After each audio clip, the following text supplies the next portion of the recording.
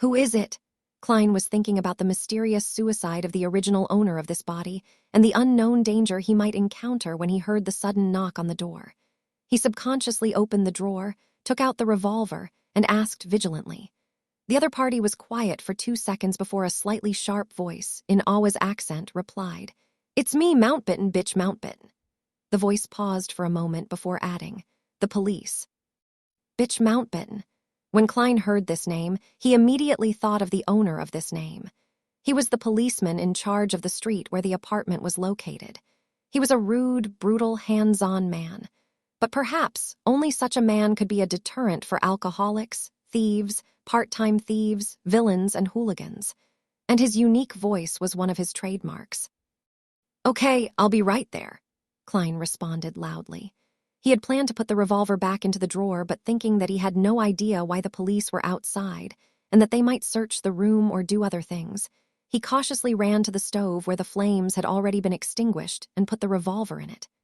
Then he picked up the coal basket, shook a few pieces into the stove, covered the gun, and finally placed the kettle over the stove to conceal everything. After doing all of that, he tidied up his clothes and quickly approached the door and murmured, "Sorry, I just had a nap." Outside the door stood 4 policemen in black and white checkered uniforms with peak caps. Bitch Mountbatten, the one with a brown beard, coughed and said to Klein, "These 3 inspectors have something to ask you." Inspectors? Klein looked at the shoulder badges of the other 3 reflexively and found that 2 of them had 3 silver hexagons and 1 had 2, both of which looked superior to Bitch Mountbatten, who had only 3 chevrons. As a history student, Klein did little to no research into the ranks of police epaulets, except that Bitch Mountbatten often boasted of being a senior sergeant. So these 3 are inspectors. Influenced by conversations with Benson, Welch, and his classmates, Klein had the common sense to make way and point into the room. "Please come in. How might I help you?" The leader of the 3 inspectors was a middle-aged man with sharp eyes. He seemed to be able to read the mind of a person and make them fearful. His eyes were wrinkled, and the edge of his hat revealed light brown hair. He looked around the room and asked in a deep voice, "Do you know Welch McGovern?" "What's wrong with him?" Klein quivered and blurted back. "I'm the one asking the questions." The dignified, middle-aged police inspector had a stern look in his eyes. The inspector next to him, also wearing 3 silver hexagons, looked at Klein and smiled gently. "Don't be nervous. It's just a routine questioning." This policeman was in his 30s, with a straight nose and gray eyes that, like a lake in an ancient forest that no one visited, gave him an indescribable sense of depth. Klein took a breath and organized his words. "If you mean Welch McGovern, the graduate of Coy University from Constant, then I'm sure I know him. We are classmates with the same mentor, Senior Associate Professor Quentin Cohen." In the Lone Kingdom, professor was not only a professional title, but also a position, just like the combination of professors and department deans on Earth. That meant there could only be one professor in a university's department. If an associate professor wanted to become professor, they had to wait for their superior to retire or force out their superior with their abilities. As talents needed to be retained, the kingdom's Higher Education Commission had added senior associate professors in the 3-level system of lecturers, associate professors, and professors after years of observation. This title was given to anyone with high academic achievements or with enough seniority, but did not make it to the position of professor. At this point, Klein looked into the eyes of the middle-aged police inspector and thought for a second. "To be honest, our relationship is quite good. During this period, I met with him and Naya frequently to interpret and discuss the 4th epic notebook that belonged to him. Inspectors, did something happen to him?" Instead of answering, the middle-aged police inspector looked sideways at his gray-eyed colleague. The inspector with the peak cap and ordinary looks replied mildly, "I'm sorry, Mr. Welch has passed away." "What?"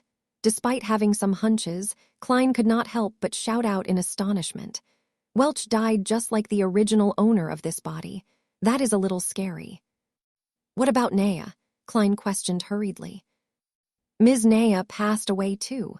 the gray-eyed police inspector said quite calmly. Both of them died in Mr. Welch's house. Killed, Klein had a vague guess. Perhaps it was suicide. The gray-eyed inspector shook his head. No, the scene suggests that they committed suicide. Mr. Welch hit the wall with his head many times, covering the wall with blood. Ms. Naya drowned herself in a basin.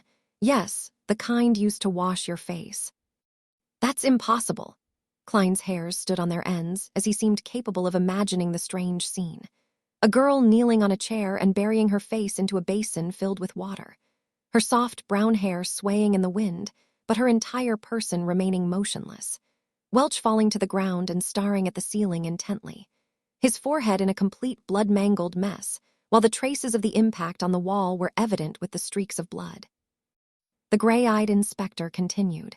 We believe so too, but the autopsy results and the situation at the scene exclude factors such as drugs and external forces. They, being Mr. Welch and Ms. Naya, showed no signs of struggling. Before Klein could speak again, he stepped into the room and asked, pretending to be casual, "When was the last time you saw Mr. Welch or Ms. Naya?" As he spoke, he gestured with his eyes to his colleague with 2 silver hexagons. He was a young police inspector and looked about the same age as Klein. With black sideburns and green pupils, he was good-looking and had a poet's romantic temperament. When he heard the question, Klein thought about it and answered it thoughtfully. It should be June 26th. We were reading a new chapter in the notes. Then, I went home to prepare for my interview on June 30th. The interview was for the history department of Tianjin University. Tianjin was known as the city of universities. There were 2 universities, Tianjin and Koi, as well as technical schools, law colleges, and business colleges. It was second only to Backlund, the capital. As soon as he finished, he saw the young police inspector walk towards his desk in the corner of his eye and pick up the notes which resembled more of a diary. Damn. I forgot to hide it. Hey, Klein cried out. The young inspector smiled back at him, but did not stop flipping through his notes, while the gray-eyed inspector explained, "This is a necessary procedure." At this time, Bitch Mountbatten and the dignified, middle-aged police inspectors were just watching without interrupting or assisting in the search. Where are your search warrants?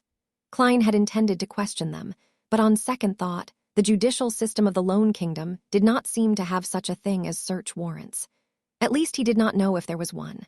After all, the police force had only been established for 15 or 16 years. When the original owner of this body was still a child, they were still called public security officers. Klein couldn't stop it. He watched the young inspector flip through his notes, but the gray-eyed inspector did not ask any questions. What is this strange thing? The young police inspector turned to the end of the notes and suddenly asked, "And what does this mean? Everyone will die, including me." Isn't it common sense that everyone dies except for deities? Klein was prepared to quibble, but it suddenly occurred to him that he had planned to connect with the police in case of possible danger, but he had no reasons or excuses. He made a decision in less than a second. Putting his hand over his forehead, he answered painfully, "I have no idea. I really have no idea. When I woke up this morning, I felt I wasn't quite right, as if I had forgotten something. It's especially true for whatever happened recently. I don't even know why I had written such a sentence." Sometimes being frank was the best way to solve a problem. Of course, it required skills. There were things that could be said and could not be said, and the order of what was said first mattered. As an expert keyboard warrior, Klein was also good at sophistry. "That is ridiculous. Do you think we are fools?" Bitch Mountbatten could not help but interject angrily. "This is such a bad lie that it insults the intelligence of his and his colleagues. It's better for you to pretend to be mentally ill than to pretend to be an amnesiac." "I'm speaking the truth," Klein responded frankly, looking into the eyes of Mountbatten and middle-aged police inspectors. It really could not be more true. "Maybe it is," the gray-eyed police inspector said slowly. What, he really believed it? Klein was surprised himself. The gray-eyed inspector smiled at him and said, "An expert will come in 2 days and believe me. She should be able to help you to recall your lost memories. Expert, help me remember my memories. In the field of psychology, Klein frowned. Hey, what if his memories of Earth were exposed? He suddenly felt like facepalming himself.